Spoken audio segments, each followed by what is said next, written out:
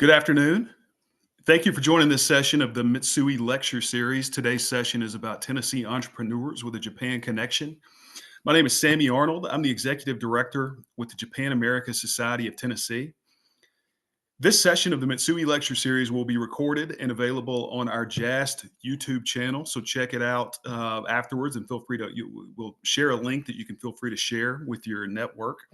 If you have questions for our speakers, as the program is going on, please use the Q&A tab at the bottom of the screen there at any time to type out your question, and then we'll have those questions we can fire at the speakers at the end of the program.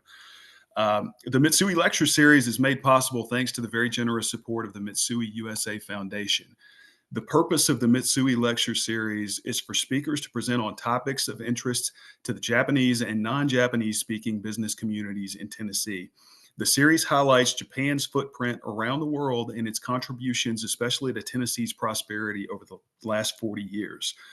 Now it is my pleasure to introduce our special guest, my good friend, our JAST board member, Jeff Hughes, who is the General Manager and Regional Officer of the Mitsui Trade Service Center with Mitsui & Company U.S.A. Incorporated.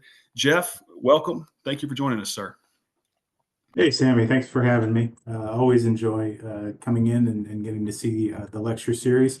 Hello, everybody. I'm Jeff Hughes, as Sammy introduced me. And on behalf of the Mitsui U.S.A. Foundation, we are, of course, honored to support the series. It's been a highlight of ours for quite a while. And the series itself highlights the deep and evolving connections between Japan and Tennessee. As a large global company with a strong commitment to fostering cross-cultural partnerships, Mitsui certainly recognizes the importance of entrepreneurship in driving innovation and also bringing diverse traditions to brand new audiences. Today's discussion is a very interesting one. I know we have three excellent speakers showcasing the different ways the Japanese culture is being woven into the fabric of Tennessee's business community, whether through craftsmanship, tradition, shared experiences. These speakers are not only building successful businesses, but also strengthening the bridge between Japan and the United States. So we're very excited for today's conversation. Thank you again to JAS for putting everything together, and we look forward to hearing how these are making an impact. Thank you, everyone, for being here and supporting the important dialogue. Thanks so much, Jeff. And if I could just do one more plug for Jeff and Mitsui & Company and the foundation. Anybody who is a supporter of the Japan-Tennessee relationship, we all owe a tremendous debt of gratitude to Mitsui & Company and to the Mitsui U.S.A. Foundation. They support everything we do. They support this lecture series. They support the Cherry Blossom Festival. They sponsor a scholarship program which JAST administers that gives scholarships for Tennessee high school students to go to college. They are incredible and truly amazing company. If you're not familiar with Mitsui & Company, just check them out online. They do the most incredible things. So thank you again, Jeff. Very kind, Sammy. We're happy to do it. Awesome. All right, so I want to now get into our program, and I'm going to introduce our speakers. Each speaker will speak for no more than 10 minutes or so. And our first speaker is Margaret. It is my pleasure to welcome Margaret Armour, owner of Igo Tokyo. Margaret had a dream and woke up with Igo Tokyo in her mind as the name for a Japanese imports unique boutique. She was looking for a new adventure and went to Japan for 5 weeks, where she and a friend shopped until their suitcases were full and became immersed in Japanese culture, style, and fashion. Back in Chattanooga, Margaret met her friend Etsuko, who shared her knowledge of retail and Japanese culture. Etsuko has helped fill shelves with products, some their first representation in the U.S., and provided fun and educational classes. Margaret hopes when you walk into Igo Tokyo that you feel the same joy she does when she sees the amazing quality, skill, and kawaii of Japanese products. And Margaret also here is our East Tennessee representative for our geographic diversity. Margaret's store, her awesome store, is based in Chattanooga. So if you're ever in Chattanooga, please stop through and say hello to those guys. Margaret, take it away. Perfect. Thank you so much. That was a great introduction. Yes, so my name is Margaret, and I own Igo Tokyo, which is on Fraser in Chattanooga, Tennessee, which is a great tourist area for us here in Chattanooga. And I, again, just am absolutely love to travel. I love going to see new places. One of my favorite things to do when in a new country is to go to the grocery store just to be able to see all of the culture and fun new things and different things, especially from my own culture. So opening a Japanese store was definitely a different idea for me. I had grown up with Japanese in my life, but I had never thought that this would be anything that I would do.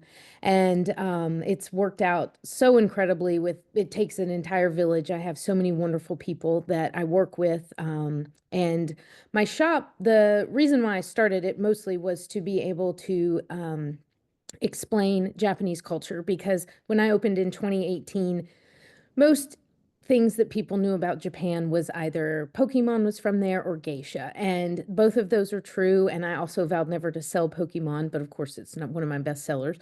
So just to be able to try to go over and show how beautiful and different their culture is from ours. I went the first time in 2016 and my business opened in 2018. So when we first opened, I had an incredible support from the Japanese community. At the time, I think there were around 175 Japanese families that were in Chattanooga because of places like Komatsu and Nissen Break. And we had sake classes and sushi making classes and akimatsuri festivals and a lady who made bread. And so we were able to share the Japanese culture that way, not only with people that came to the shop to buy her bread, but also because other Japanese came to buy her bread. So it was a really incredible experience. And then, of course, COVID happened. So that was a little bit of a downfall in that it broke up the great community that they had. And so many people went back to Japan and were not replaced because of things like Zoom. So our population has dropped there in Japan. But again, Etsuko, who is my brand manager, is a very great pillar in that community. And so we still do have some events and I still have lots of people come through the shop. We've also moved. I moved to a better location. So again, I'm on Fraser now, where my traffic and sales are up last year about 150%. So my job has changed greatly from being able to interact with my clients and hang out in the front to where now I'm just mostly in the back ordering feverishly, mostly Pokemon. No, I'm kidding. But with the idea of what I still wanted to do as far as sharing Japanese culture, I work really hard at trying to find artisans and different ideas that, again, are so foreign to the average Westerner that comes into my shop. So mostly Etsuko and I will plan to go for an event. I actually got back from Japan Friday, and so I went for the Osaka Paper and Stationery Show, which was unbelievable. And usually Japanese women are not aggressive, but put a washi tape in front of them, it was crazy. And there must have been at least 2,000 people in this building fighting for these great washi tapes.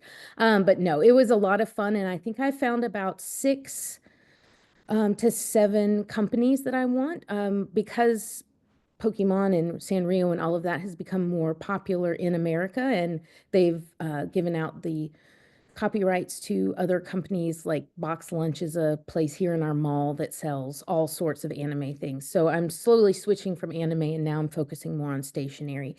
And the stationery show, I think I picked up a new sticker company, a new pen company. Fountain pens have been very big and growing, and also a wax seal kit. So again, sort of an unorthodox in that I just go around Japan, and if I find something, hopefully they have an address or website that I'm able to find them through. When I first started this in 2018, it was very rare to find a website, and mostly it was a fax number. So I had to get a fax app. But that makes me happy because it means that their business is growing internationally as well, and they see the importance of that. So, but yeah, and then we were in Kyoto, and I was there for the Kyoto gift show. So more of a organized gift show versus just people shopping and buying. So this trade show had all sorts of things in it, from packaging to traditional Japanese items, and I found 4 items, I think, there. One being that I really hope I get, which is a kintsugi kit that you can actually buy and do. I've never seen anything like that in the States. So, which kintsugi is when you break a piece of pottery, you put it back together, and it's usually with gold. So yeah, it's been a challenge, especially since COVID, and that like my shipping has gone up, all of the things. I've actually recently been getting a lot of emails about tariffs going up. One of my toolboxes is prices going up because of the new tariffs. So I've really, I'm trying to think what I'm trying to say. I've really enjoyed this entire process of getting to know the Japanese business community and being able to be a part of representing them here in the United States. I feel like we've tried and done an amazing number of really unique things that mostly here stateside you would only see in like LA or New York. And it's kind of weird because it's in a little tiny city of Chattanooga. And again, the support that I've had from the Japanese community and especially ETSCO and my other employees, ETSCO, have just been the only reason why this shop has been as successful as it is. And so, yeah, I just want to continue on. I think we're moving into stationery, and hopefully these new products, we'll be able to expand the store a little bit. I'm working on that. And as far as actual influence from Japanese companies, I've been working and trying to, I've been working with some companies to try to see about getting some new aspects of Japanese culture into the store, and I'm hoping to be able to get coffee into the shop. We just had a delicious cup of coffee in Kyoto, and I think that that would be something different. When we first opened, I carried a pour over coffee that did very well, and I think that that will be where our next little thing goes. I don't want to do a full grocery store because that's way too much. Things that expire can be difficult, but yes. And as far as the shop itself, we've done amazing. It's spring break for the last 2 weeks. I have an incredible Christmas crowd that comes through, and it just always makes me happy to see the number of visitors that we have come through the shop that are just like, oh my goodness, what is this? This is so cute. I love it when Japanese come in and scream out, kawaii or sugoi, and enjoy the products. And this last time on the trip, I took 2 of my employees, and I was really excited because they were able to see how hard ETSCO and I have worked to bring products into the States and how similar it is, especially to like a Kyoto gift shop, and had many of the same items. And I think that they were able to see that, ETSCO and I have done a really good job trying to represent a little part of a Japan boutique here in the United States. So, but yeah, come see me if you're ever in town. Margaret, it's fantastic. Just real quick follow-up for you. A lot of people don't know. So the rest of our speakers are either Nashville or Memphis based.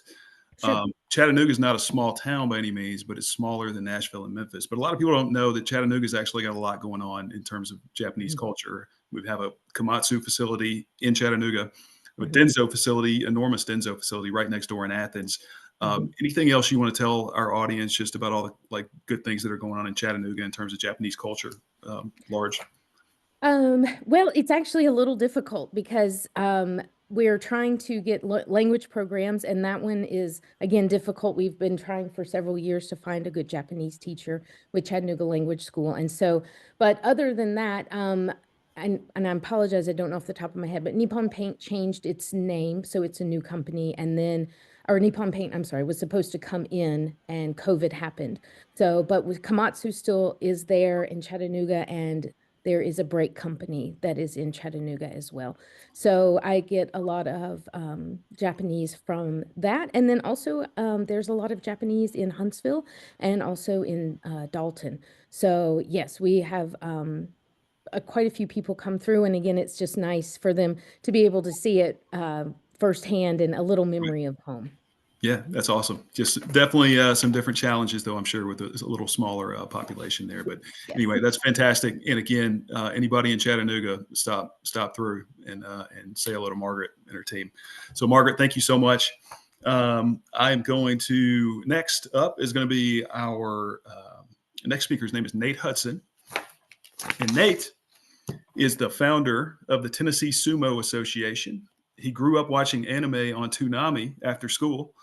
And while in college, his interest in Japan led him to a Maymester in Japan, where he attended a professional sumo tournament in Tokyo.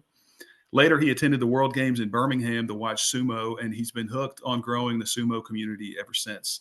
So, Tennessee Sumo is a Tennessee nonprofit organization promoting Japanese culture through sumo. They are also a competitive sumo team of all ages, bodies, genders, welcome. Their small and mighty group began in 2022 with a sumo demo at Antioch High School with several students attending. And the club held their first tournament on April 13th, 2024 at the Music City Muscle Gym. The inaugural Sakura Cup boasted 60 competitors from all over the nation plus Canada. And the second annual Sakura Cup will be hosted at the Music City Fit Expo on May 31st, 2025. And interest in the niche martial art is growing. Nate, I'll let you take it away from there. Thank you so much. Glad to be here. I think a lot of us who have had the opportunity to go to Japan, that's one of those destinations that like really sticks with you, especially if you grew up on anime, grew up on like loving Japanese culture, things like that. I've traveled a lot.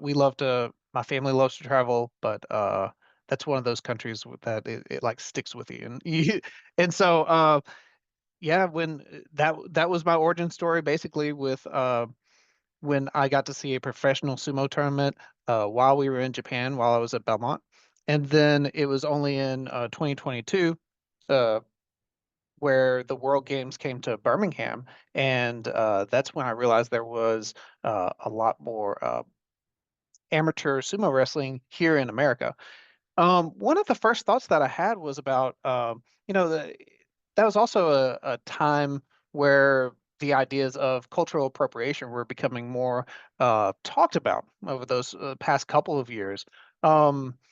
And I talked with some folks, and I realized that a lot of this community was very serious about not just practicing the sport, not just performing the martial arts, but also honoring Japanese culture through that. So when we founded Tennessee Sumo Association, we were very intentional that part of our goals are to spread Japanese culture, and we want to do it right.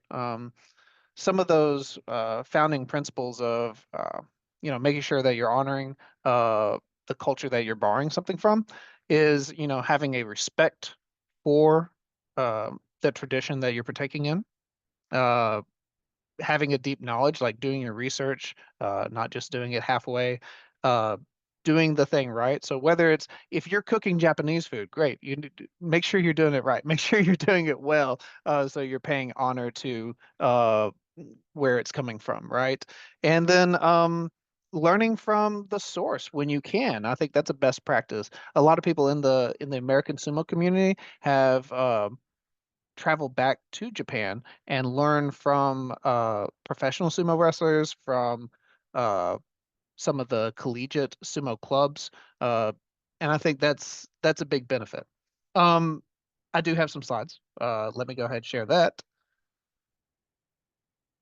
One moment. And full screen. So Tennessee Sumo, that kind of developed in 2022, where we started a demonstration at Antioch High School, and then got some adults together, and then we started forming it from there. So I'm a teacher. I have a lot of Spanish-speaking students, so that's why my default subtitles are on Spanish. I just noticed that.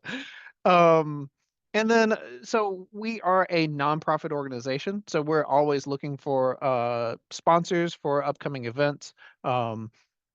And so some of the biggest event coming up that we're doing is the Sakura Cup, which was mentioned earlier. That is going to be May 31st. But first, here's a little bit about us. Our mission, the mission of the Tennessee Sumo Association, is to promote the practice, competition and history of sumo. That is from a year ago, that photo where we had our annual meeting to organize as a nonprofit organization. So we are a nonprofit corporation recognized by the state of Tennessee. We have our EIN number, and we have just applied for our 501c3 status, which is something separate, right? And then we practice at Sean Hammond's Jiu Jitsu, 2 p.m. every Sunday. And we have a national title holder, the youth junior heavyweight champion from last year, Gabe Tolentino. He went in, kicked a lot of butt. He won a national title as a youth heavyweight, and that took us to Poland. So we had a big trip to Poland last September.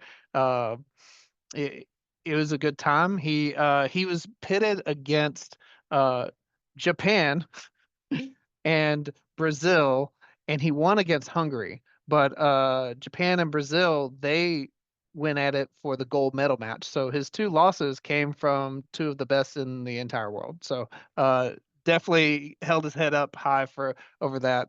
He had a great experience there. Now this came out when I used to teach at Antioch High School. And then we started a club there.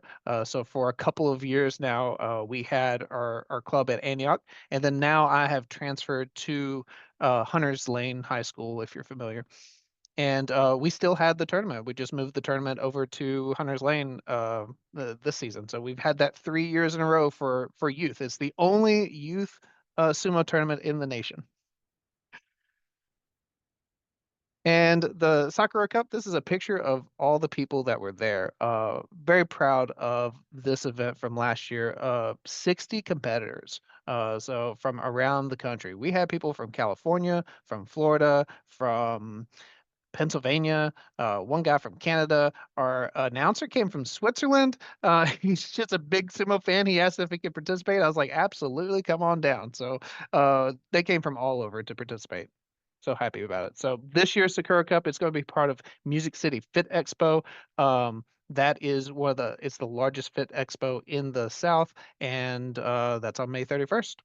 So and I included this photo because we have women competitors. So it is for men and women and youth, everybody. So please, you can connect with us on Instagram and Facebook. Those are the main ways that we are putting out our information. That's at tnsumo22, or our email, it's right there, tnsumo22@gmail.com.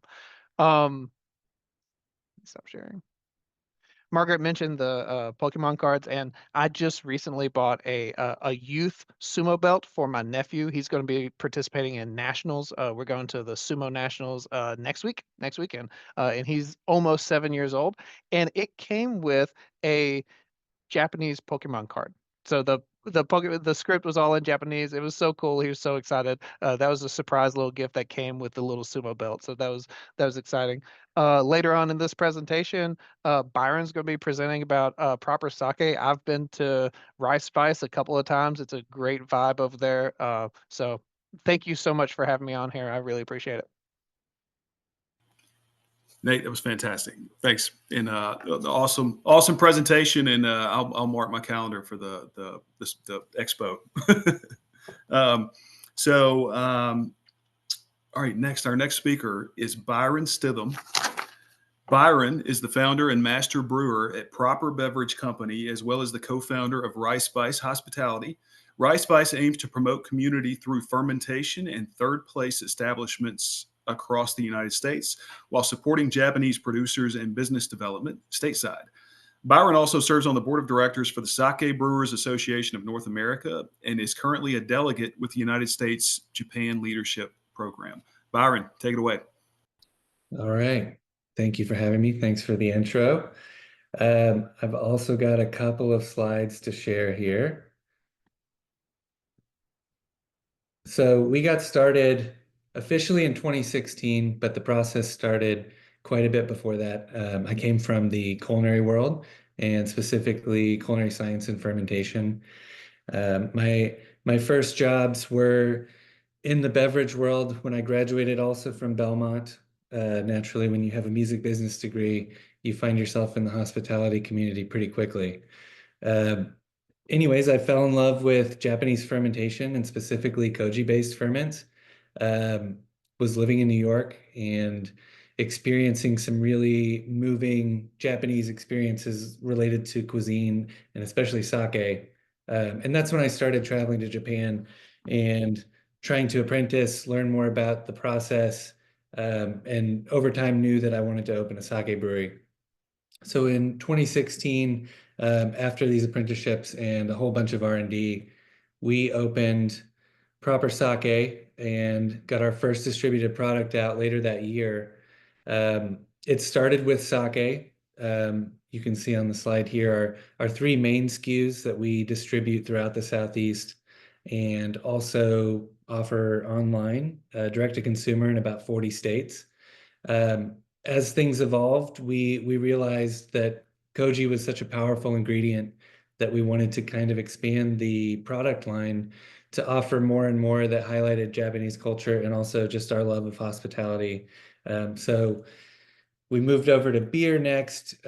We have a wonderful partner for our beer production in a local brewery called Southern Grist.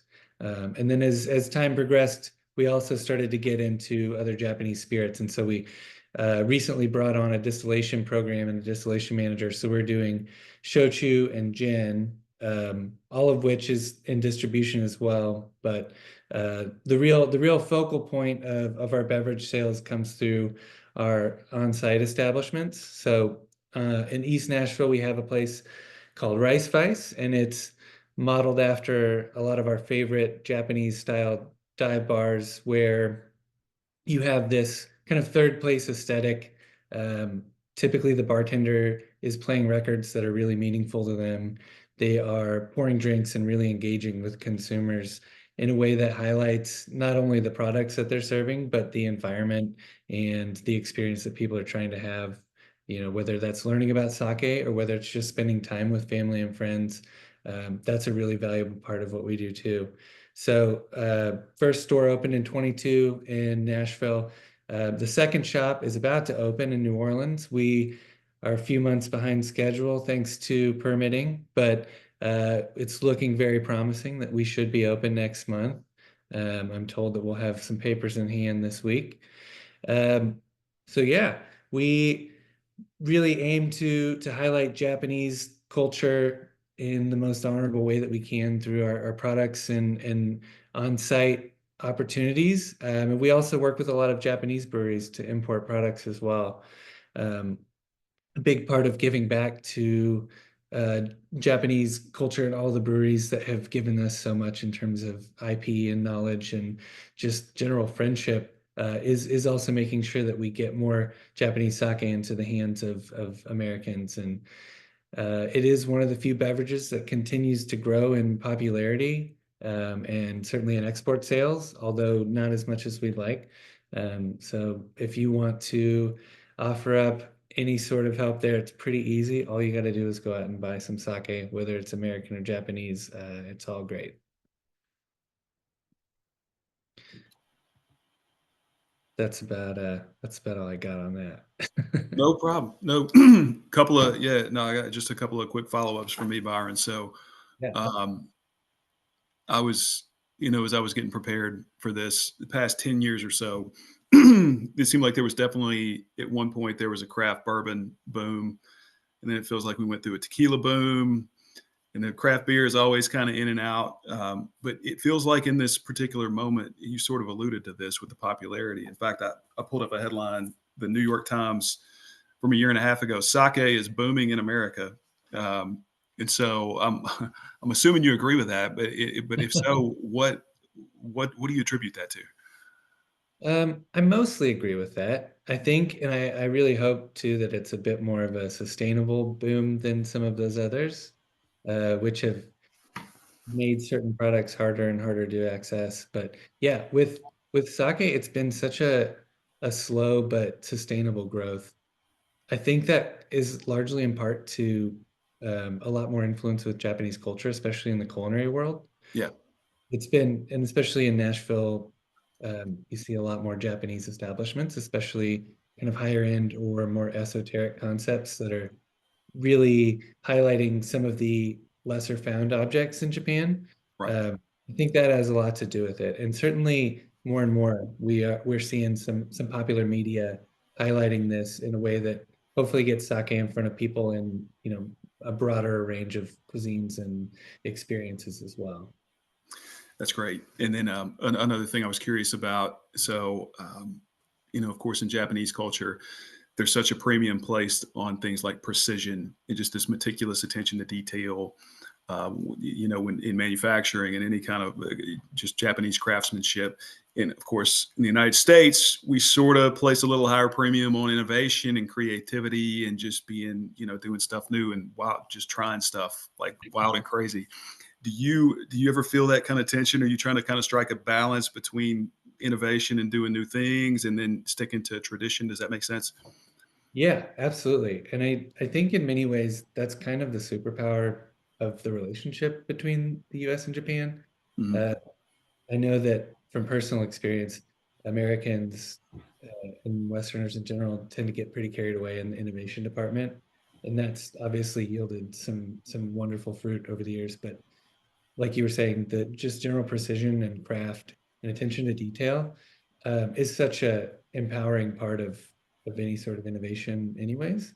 And I think that we hopefully offer a nice marriage of the two. And a lot of our products are definitely founded in some more historical elements of sake culture. Right. So a lot of what we do is maybe innovative, but only in the way that we looked a little bit further back in the history books than a lot of sake producers do. Right. That's great. And then I was just curious how you picked New Orleans for the new the new place. Yeah, New Orleans has always kind of been our home away from home. My business partner lives there, and we knew that if we were going to open a second shop, we wanted to do it somewhere where we had some more on-site presence. So yeah, just being a big part of the community, it's definitely our second biggest market for distribution. It all just kind of happened organically. Yeah, that's great.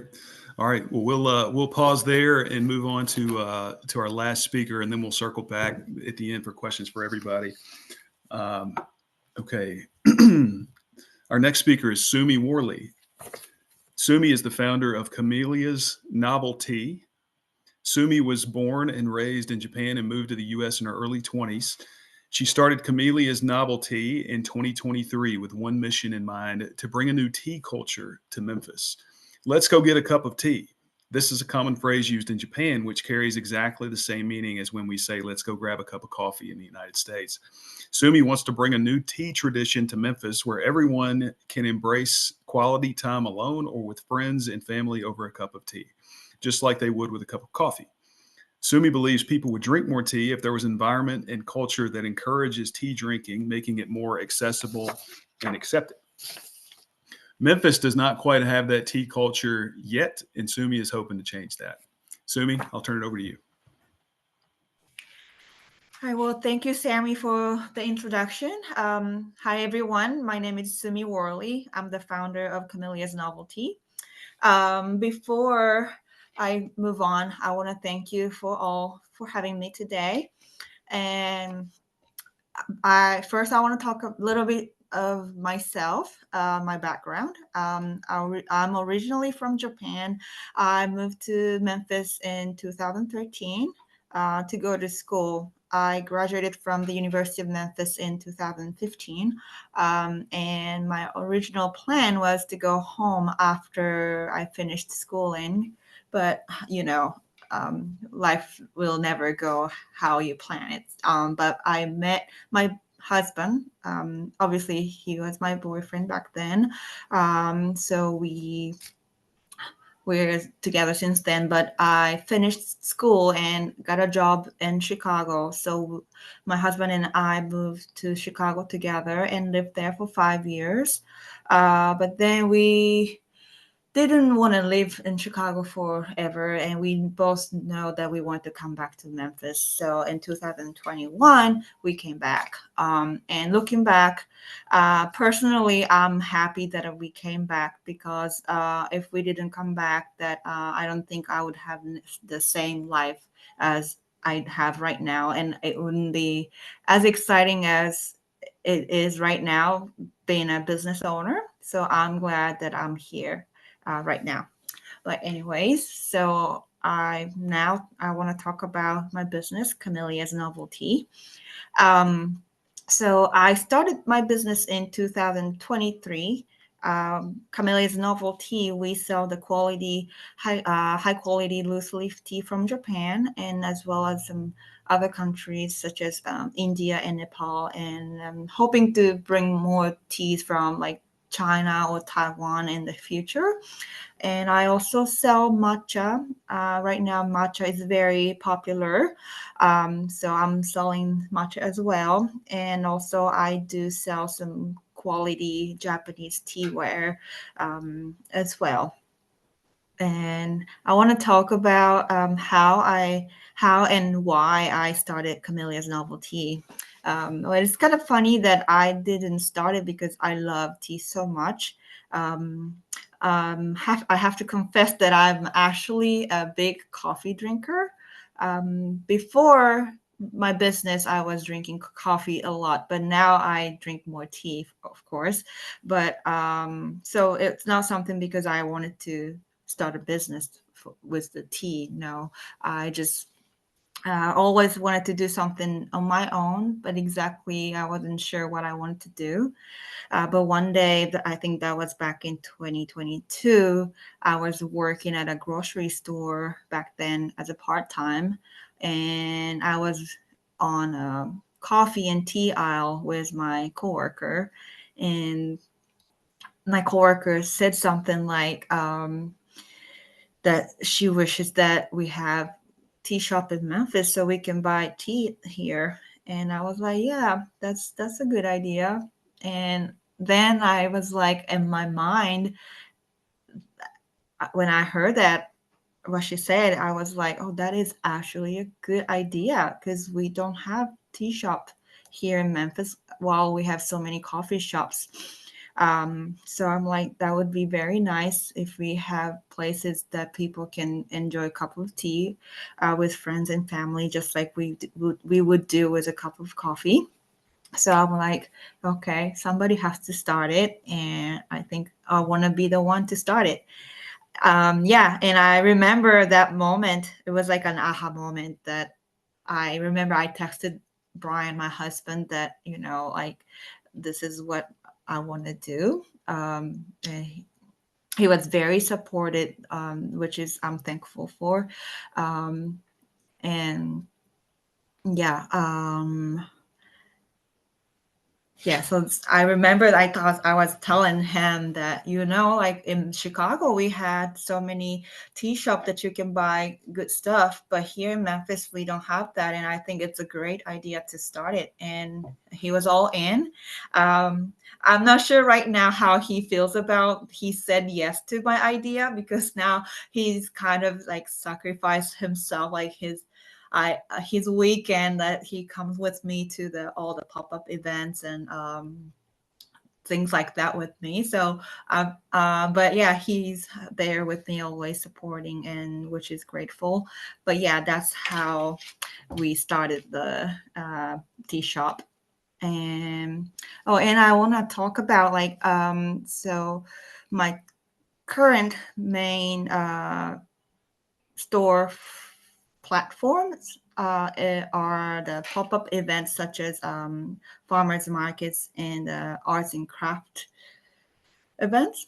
Since I don't have the physical storefront, those are my main store platforms. And if you're not local in Memphis, I have an online shop that you can buy teas from there as well. And I want to share a little bit of what I have done so far by sharing some photos that I prepared. So in the past 2 years, give me 1 second.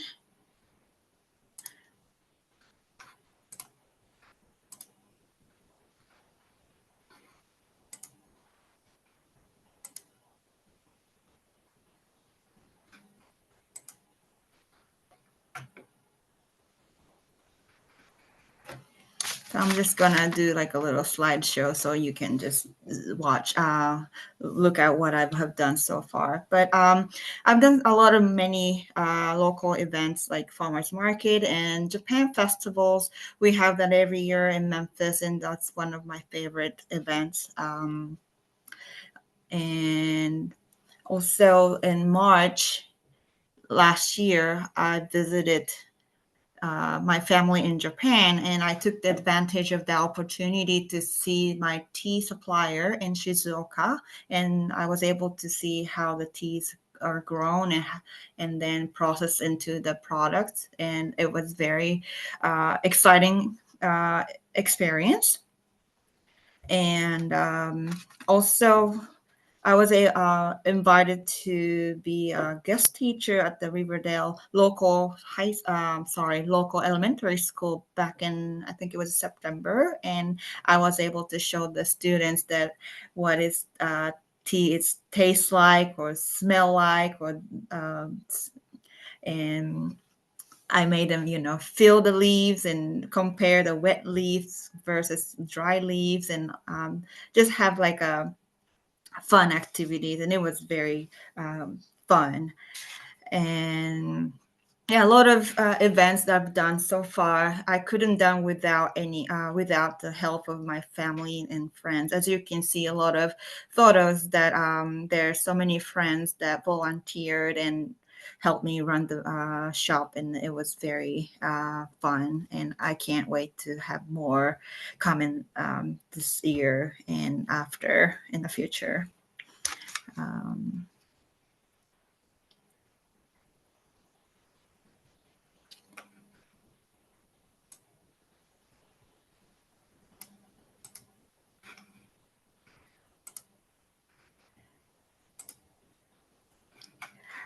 so yeah, and then lastly, I want to share the takeaways from what I have done so far in the last 2 years. So I realized that people in Memphis are so nice, and they love showing the support for local businesses, small businesses, and I really appreciate that. And also I learned that many people love tea. Actually, I was very shocked because coming from me personally, I love drinking coffee.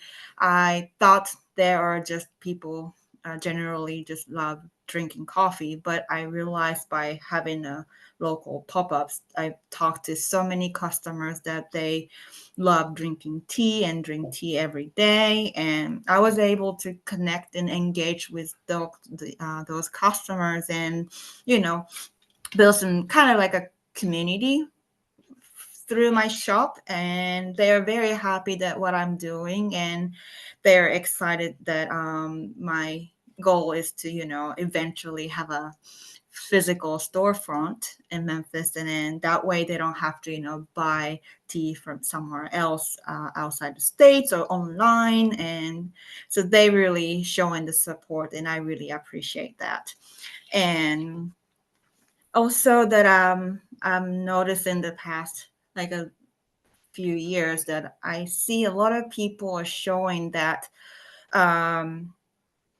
their willingness to learn new culture and traditions. And I really, coming from outside of the States, being a Japanese, I really enjoy and appreciate that fact that people are willing to learn and take in the new culture.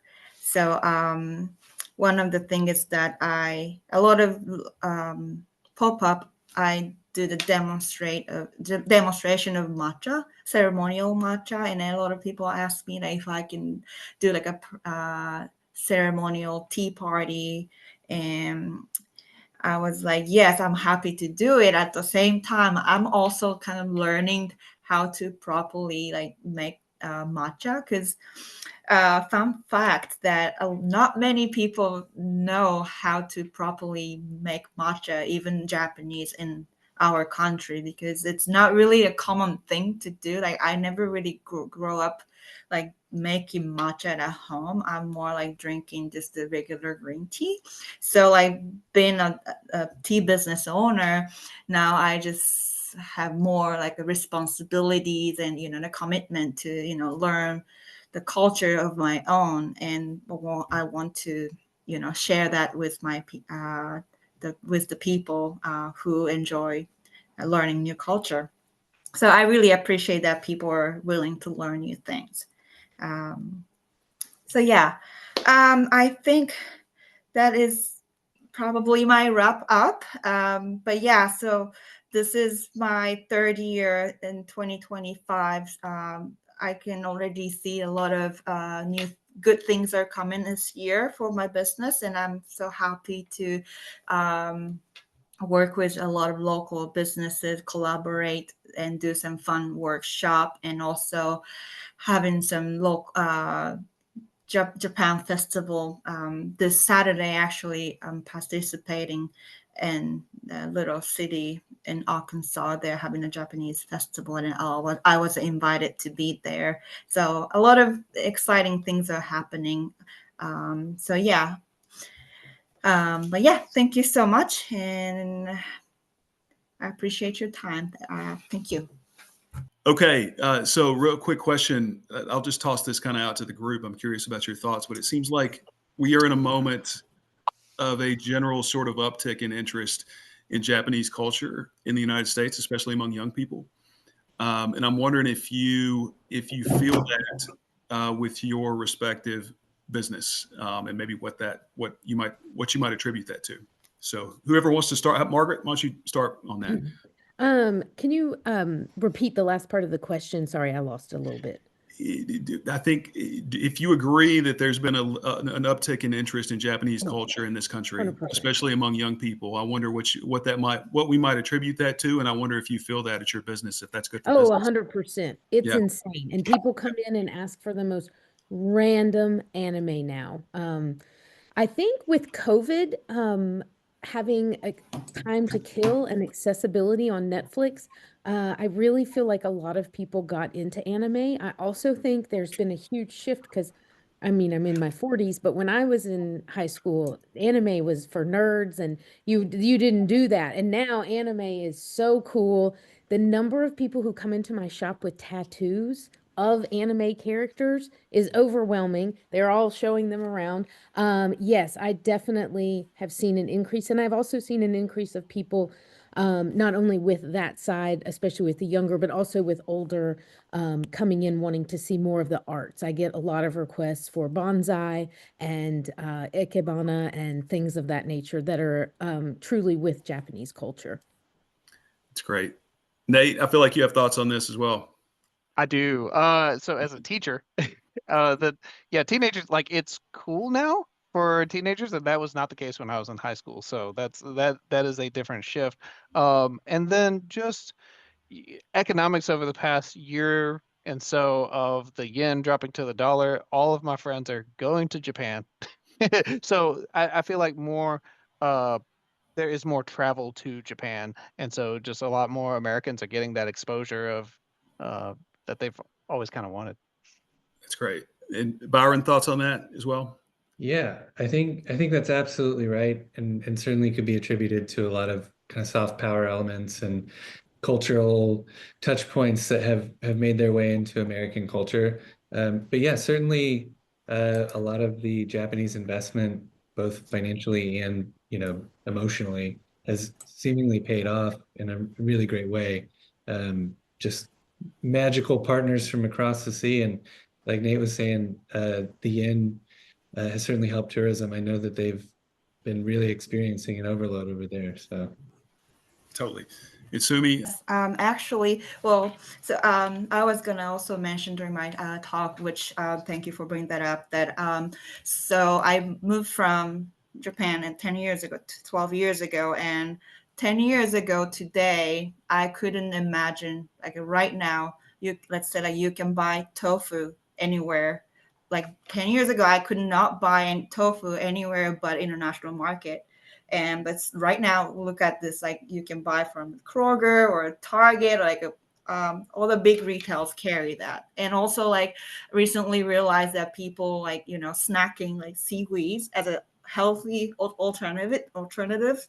And I thought it was very cool. And then like I would never imagine like 10 years ago that's gonna happen. It's, to me, it's very happy to see that. And also related to my business, tea is not there yet. I believe people drink more coffee here in the States, but I can see that like tea can it can happen to tea, like the same thing similar to tofu and other products, like just like so popular right now. And I can see that's going to happen, and I want to contribute to that by being a tea shop owner. It is going to difficult to break Americans away from their coffee. So I respect the journey you're on there. Margaret, did you have I something? do want to say though, I just was in Kyoto, could not find matcha powder at all, and my supplier has been out of it the last 2 times that I've ordered it. Yes. So the Yes. matcha latte is definitely becoming a staple. And yeah, actually, if I can, I wanted to mention that I heard that you were interested in bringing coffee to your shop, and if you're interested in bringing some green Okay. tea, yeah, Perfect. we can talk. Yeah. But yes, like you said, I'm actually told by my partner, I source my tea from Japan, obviously, but they mentioned that the matcha supply is not actually no matcha demand surplus, that they cannot keep up until the next harvest, which is like May, June.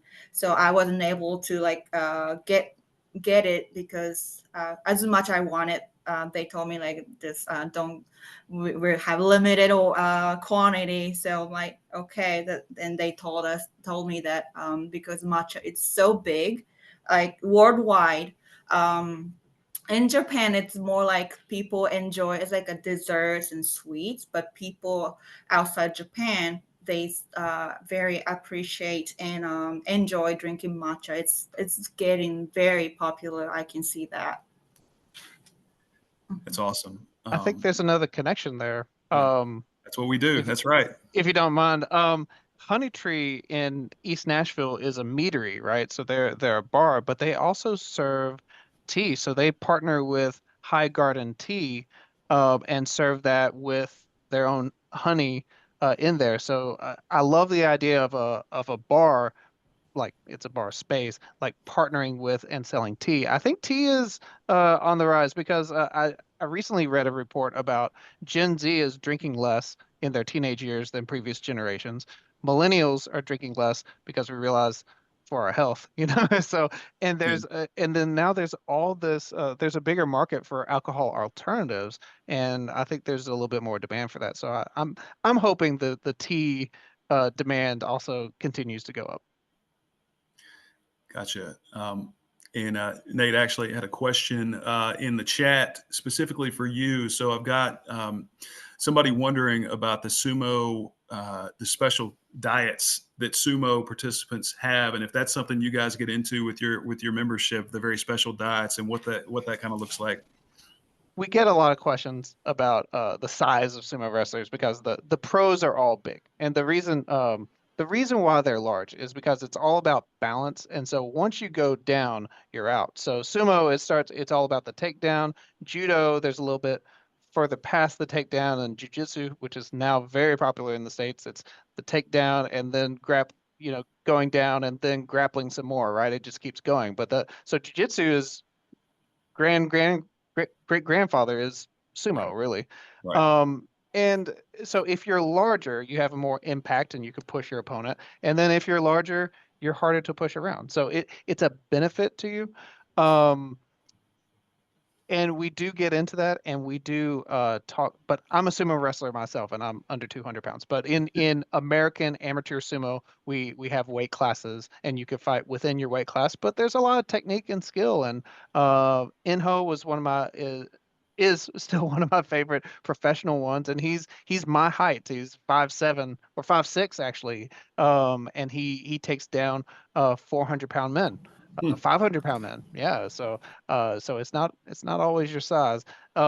we do get into the diet. The chanko nabe is the staple sumo stew. It's actually very healthy. They just eat a lot of it. So they eat a lot of meat and veggies and rice. And their diet in Japan is pretty healthy. They just eat a lot so that they can gain some weight and be bigger than their opponent. It's great. I had another question for Margaret this time. So Margaret, we're wondering if there was one particular product that just outsells everything else, that just kills for you. My top 3 products are gashapon. I've already sold 600 or 700 gashapon this year. So in not even 4 months. Number 2 is Sarasa pins. I have this great display. It's every color of the rainbow, and it's a 0.3, 0.4, 0.5, and a 0.7. And Okay. I sell so many of those. It's pretty crazy. And then lastly, one of my best sellers is Kit Kats.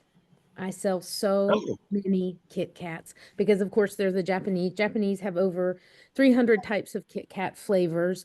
And right now, they're pretty much, because it's, again, become such a popular thing. I've been kind of stuck with the same flavors, but this last trip, I just bought peach mochi and sakura soybean powder. So I haven't tried them yet, but yeah, those are my top 3: Pins, Gasha, and Kit Kats. do you have the green tea flavored Kit Kat? Is All the that? time. Yeah, Yeah. yeah, okay, that's Yeah, great. yeah, of course. And the first product, the top seller, what kind of product is that? I'm not familiar. Oh, Sorry. gashapon. I'm sorry. Those are capsule toys. So you Okay. put your coins in, turn, and something really strange and amazing always comes out. So we have, again, Pokemon Sanrio, but then we have like little tiny old men that are in a business suit, or dogs in onsen, or whatever. Those are always very popular. And it's Got the action, I think, of doing it. Got it. Very good. And then a question we had here for Byron had a question about your brewing process. And Byron, if your ingredients are things that you're able to source sort of locally. So we get all of our rice grown in Arkansas, and there's a really wonderful family called the Isbells that have been growing sushi rice and sake rice for decades. So we're fortunate to have them as close as they are, and they actually line up on the latitude plane almost exactly where the premier rice growing regions in Hyogo are. There's some differences in the climate, but all things considered, it's a pretty interesting lineup. We get our yeast from Japan, and we store it and propagate it here. And we get our kojikin, which is the spore that you use to propagate koji. We get that from Japan as well. Got it. And the water, I understand, is very important to the process too. It's got to be like super clean, right? Yeah. So most Japanese water is pretty soft, and so there's a lot of soft water sake out there. A lot of the sakes that we kind of were gravitating towards were a few of the hard water places where you're getting, underground water with a lot of mineral content.